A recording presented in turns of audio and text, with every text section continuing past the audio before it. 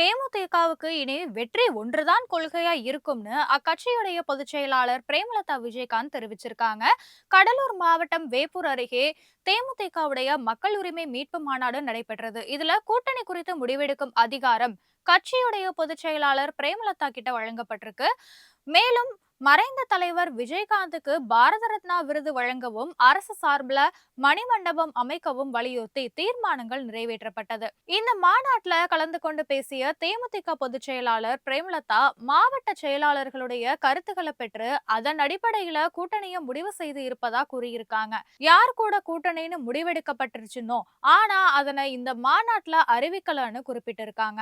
தமிழகத்துல எந்த கட்சியுமே கூட்டணியை பத்தி அறிவிக்காத நிலையில நம்மளும் கொஞ்சம் யோசிச்சு பொறுமையா தெரிவிப்போம்னு சொல்லிருக்காங்க.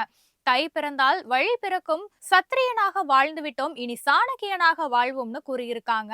மற்ற கட்சிகள் அறிவிக்காத போது நாம் ஏன் முந்திரிக்கொட்டை போன்று அவசரப்பட வேண்டும்னு தெளிவா சிந்திச்சு தொண்டர்களோட ஆலோசித்து மகத்தான கூட்டணி அமைப்போம்னு, வெற்றி ஒன்று மட்டுமே நம்மளுடைய கொள்கைன்னு அவசரம் வேண்டாம்னு பிரேமலதா கூறியிருக்காங்க.